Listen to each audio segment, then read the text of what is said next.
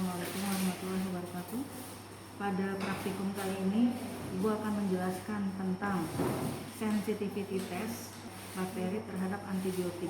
Bahan dan alat yang digunakan adalah ini adalah media Muller-Hinton plate yang sudah dibuat steril. Lalu kemudian ini adalah standar kekurangan Mevaran. Lalu ini tabung reaksi steril, pipet steril. Lalu ini adalah pengencer NaCl fisiologis yang steril. Kemudian ini adalah swab steril yang akan digunakan. Kemudian ini kaldu BHI, ini adalah untuk pengenceran antibiotik. Jadi metode yang akan kita gunakan ada dua.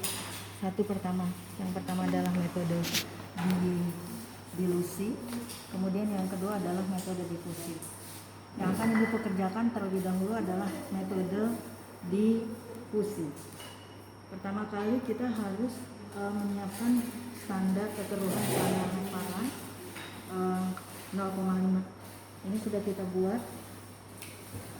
Ini kekeruhannya standar Mevaran terdiri dari barium klorida dan asam sulfat. Ini sudah, nah seperti ini.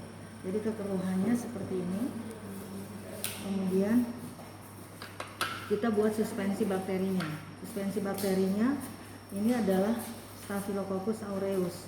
Nah, jadi strain dari suspensi bakteri Staphylococcus aureus kekeruhannya harus sama dengan ini. Apa yang harus kita lakukan? Yang ada dua cara. Yang pertama adalah kita inkubasi suspensi bakteri selama 4 jam di suhu 37 derajat Celcius. Kemudian yang kedua, kita ambil koloni dari bakteri yang akan kita ujikan, lalu kita encerkan dengan NaCl fisiologis, kemudian disamakan dengan standar Mevaran. Nah, yang akan dilakukan di sini adalah kita sudah larutkan koloni menjadi suspensi bakteri yang akan diencerkan oleh NaCl atau garam fisiologis steril. Kemudian setelah itu disamakan dengan standar Mevaran seperti ini. Oke, segera akan dilakukan. Jadi caranya seperti ini. Ini diambil sedikit demi sedikit.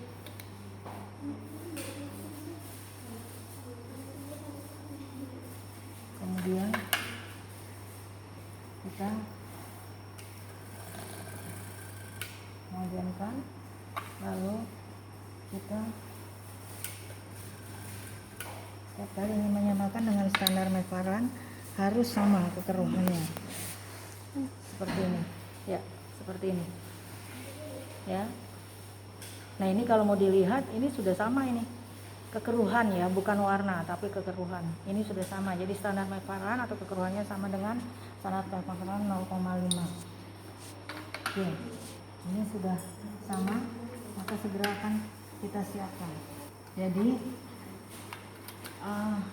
antibiotik yang akan digunakan di sini adalah ampicillin ya, ampicillin 10 mikrogram, kemudian erythromycin 15 mikrogram, lalu chloramphenicol 30 mikrogram dan streptomycin 10 mikrogram.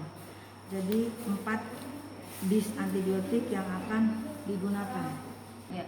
Saat ini Ibu akan menjelaskan uji sensitivity test cara dilusi. Pertama kali yang harus kita siapkan adalah larutan induk dari antibiotik. Nah, antibiotik yang akan kita ujikan dalam hal ini adalah chloramphenicol 50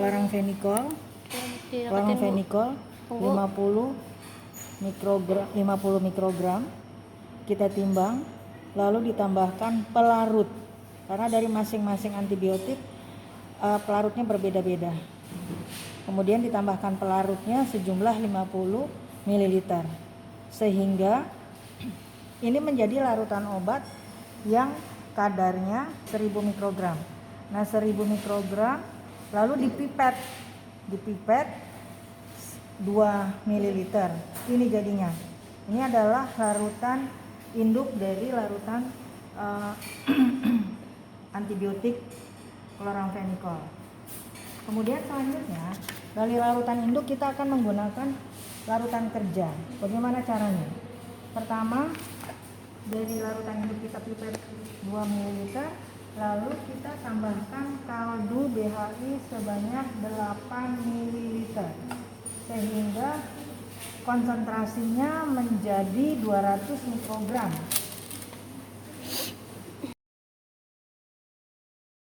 Dari larutan kerja tersebut dengan konsentrasi 200 mikrogram, kita akan melakukan pengenceran. Kita siapkan 6 tabung steril.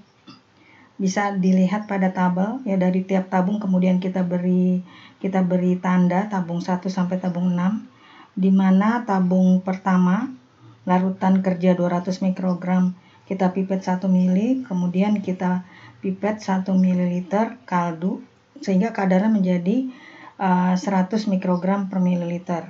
Kemudian tabung kedua kita pipet 1 ml larutan kerja 200 mikrogram, kemudian kaldu ditambah kaldu 3 ml sehingga kadarnya menjadi 50 mikrogram per mililiter.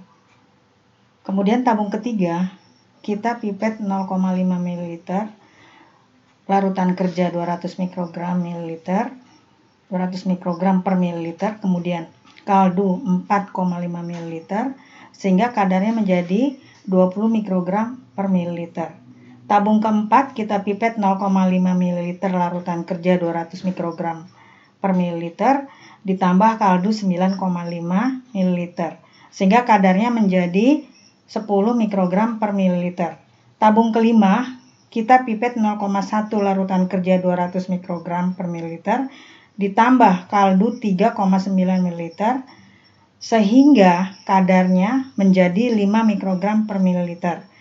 Kemudian tabung terakhir, tabung ke-6 adalah kita pipet 0,1 ml 200 mikrogram larutan kerja ditambah 9,9 ml kaldu sehingga kadarnya menjadi 2 mikrogram per mililiter.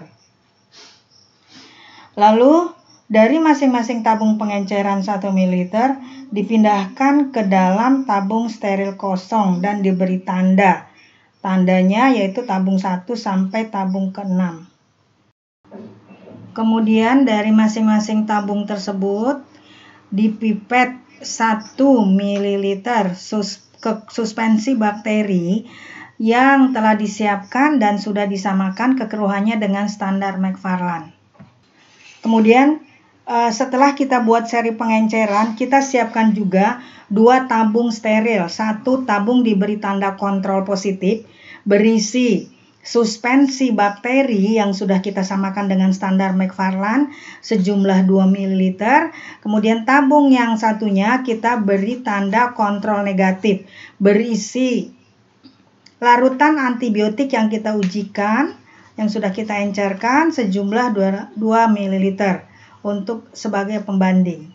Kemudian semua tabung dihomogenkan dengan menggunakan vortex. Kemudian setelah itu seluruh tabung diinkubasi 37 derajat Celcius selama 24 jam. Sekarang kita membaca hasil metode dilusi. Ya, metode dilusi terlihat di sini bahwa ini adalah tabung kontrol negatif berisi antibiotik saja. Apa larutan kerja antibiotik?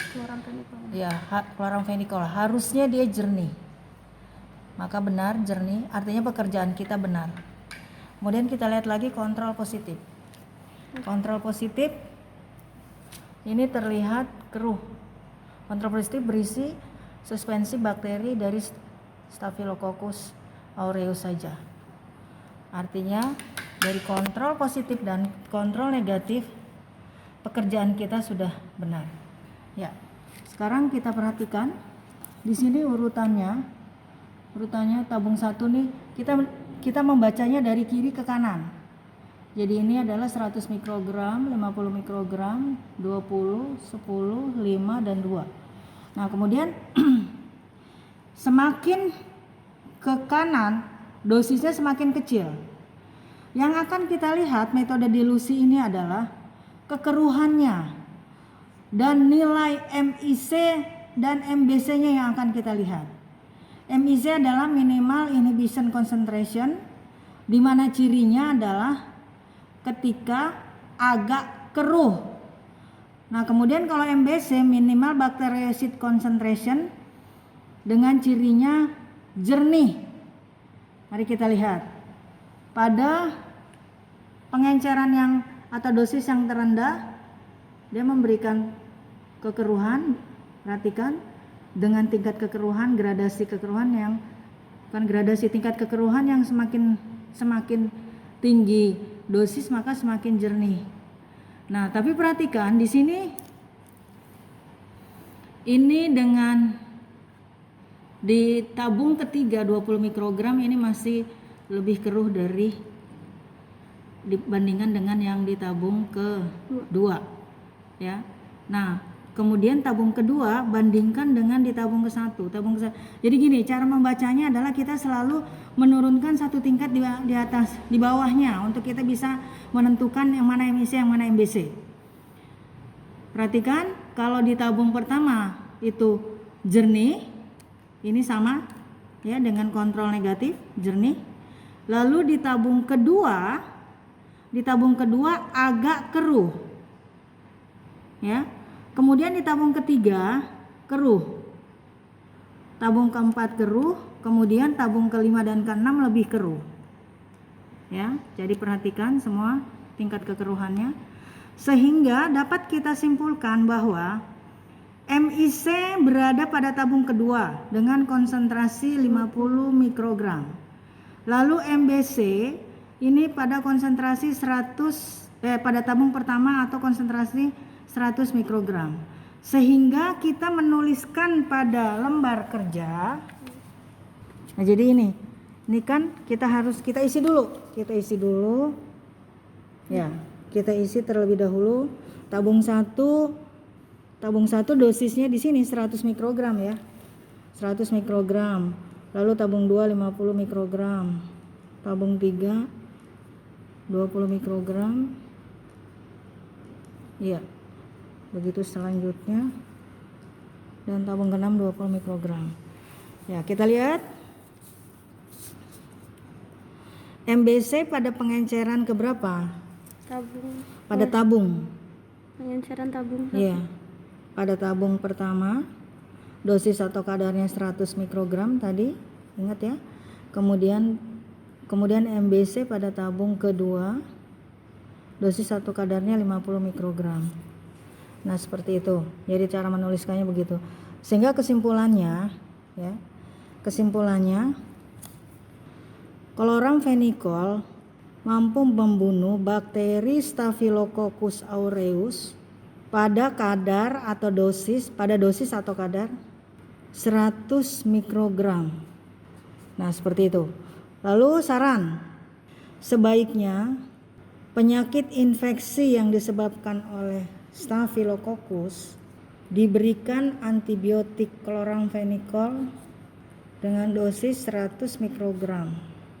Nah, jadi seperti itu cara membuat sarannya. Demikian yang dapat disampaikan. Metode difusi kita melakukan pemulasan pada media Muller-Hinton agar. Pertama kita ambil swab steril, lalu kita masukkan ke dalam suspensi bakteri.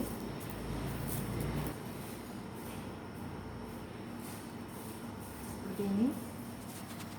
Kemudian kita peras pada bagian dinding tabung. Lalu kita tutup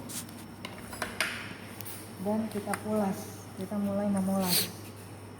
Pulas pada seluruh permukaan dari media seperti ini sampai seluruh permukaan medianya tertutup. Kita balas.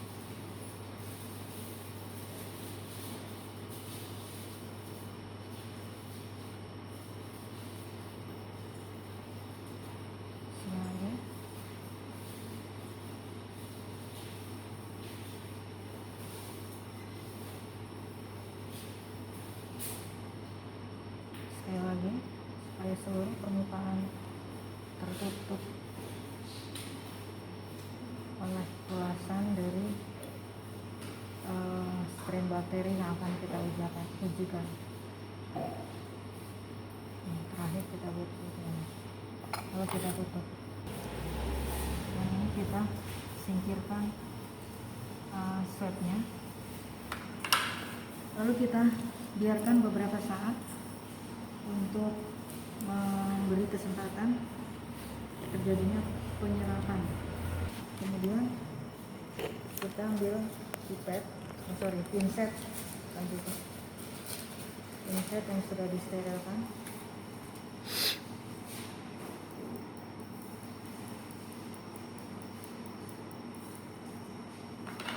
Sebelumnya kita beri tanda jarak antara dis antibiotik itu 15 sampai 20 mm. Sekitar seperti ini. Diperkirakan saja fungsinya supaya tidak terjadi overlapping atau tidak berdempetan.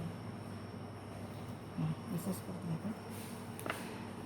Ini sudah steril. Ini sudah kita biarkan beberapa saat. Lalu kita mulai menanam. Nah, cara mengambil dis antibiotik pada bagian yang permukaan yang lurus atau datar itu di depan kita, dan kita dorong seperti ini. Perlahan-lahan kita dorong. Ketika disnya sudah mulai muncul, kita tarik ke samping. Nah, seperti ini. Kemudian kita letakkan yang sudah kita kasih tanda satu persatu.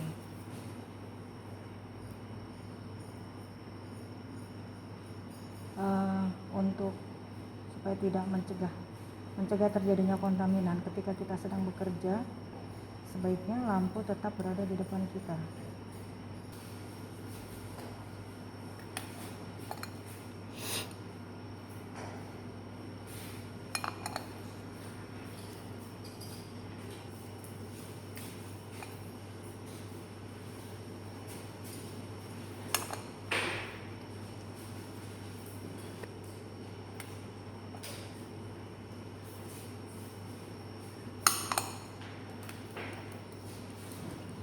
Selesai metode difusi.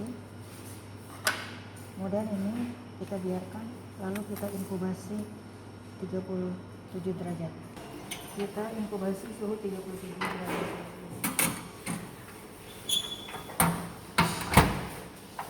Kemudian besok kita membaca. Selesai untuk metode difusi.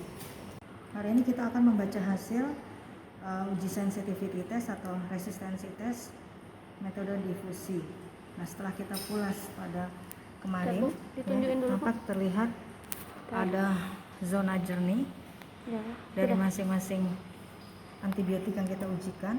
Lalu kita mengukur zona jernih, diameter zona jernih dengan jangka sorong. Seperti ini cara mengukurnya. Seperti ini, jadi masing-masing diameternya ya, diameternya. Nah, seperti ini.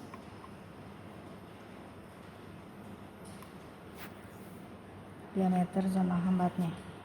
Ini ada satu yang tidak terbentuk zona hambat. Nanti akan ditulis berapa. Kita langsung menulis saja jenis antibiotiknya apa dan berapa zona hambatnya.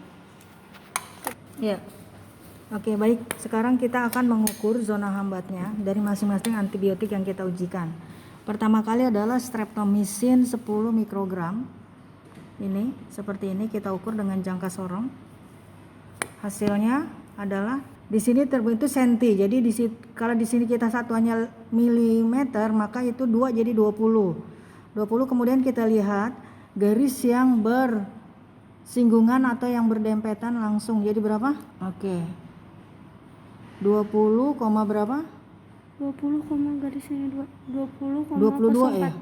04. Karena satu garis ini kan 0,02. Kalau di sini 1, Bu. Oke. 20,04. Oke, tulis 20,04 untuk streptomycin. Kemudian yang berikutnya, erythromycin. Kodenya E15. Eritromisin kita lihat berapa itu? 15. Heeh. Kan lewatin garis Iya, iya, 5, iya, 15, yang tegak lurus di 6. Oke, 15,6 milimeter. Kemudian yang berikutnya kloramfenikol. Kecil, Bang. Iya, zonanya kecil tapi tetap harus kita ukur. 7,28. Iya, tulis 7,28. 7,28. Untuk ampicillin Ampicillin dia di- tidak terbentuk zona, ya tulis saja tidak terbentuk zona. Tetap kita laporkan walaupun dia tidak terbentuk zona. Ya, jadi seperti ini kita menuliskannya. Oke. Nah, kemudian keterangannya apa yang harus kita lihat? Kita belum bisa menyimpulkan keterangannya. Jadi untuk streptomisin dengan zona 20,04 kita konfirmasi di tabel penilaian diameter zona hambat. Kita lihat, kita cari streptomisin. Cari streptomisin, perhatikan 10 mikrogram. Seperti itu, jadi ini adalah tabel resisten, sebelahnya intermediate dan sebelahnya sensitif. Kemudian kita lihat dari streptomisin 11. resisten 11, kurang dari 11. Intermediate 12 sampai 14 dan sensitif lebih dari sama dengan 15. Nah, kemudian dari hasil kita memperoleh streptomisinnya adalah 20 mm. Maka keterangannya dia di sini sensitif. Seperti itu cara menuliskan hasil. Kemudian yang berikutnya eritromisin. Kita lihat eritromisin. Oke, eritromisin 15 mikrogram sama. Dia sensitifnya lebih atau sama dengan 18 mm. Kita lihat. Hasilnya 15. 15,6. Artinya eritromisin yang kita ujikan adalah intermediate antara 14 sampai 17 kan? Oke. Tulis intermediate. Oke, kemudian yang kloramfenikol. Kloramfenikol 30 mikrogram. Dia Kurang dari 12. kurang dari 12 untuk resisten, 13 sampai 17 intermediate dan lebih dari 18 sensitif. Lalu kita memperoleh hasilnya 7,28. Artinya dia resisten. Nah, ampicillin tidak ada keterangannya, tidak terbentuk zona, kasih strip. Nah, seperti itu. Kemudian kesimpulannya Staphylococcus aureus sensitif terhadap streptomisin 10 mikrogram, lalu intermediate dengan eritromisin 15 mikrogram dan resisten terhadap kloramfenikol 30 mikrogram. Seperti itu kita menulis sensitif. Saran, ya.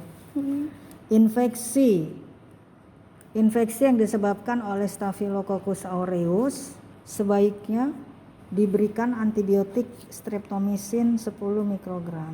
Ya. Karena pada dasarnya drug of choice atau obat pilihan yang paling tepat adalah streptomisin. Karena yang kita pilih adalah yang sensitif. Oke, mungkin itu untuk sensitivity test atau resistensi test metode difusi.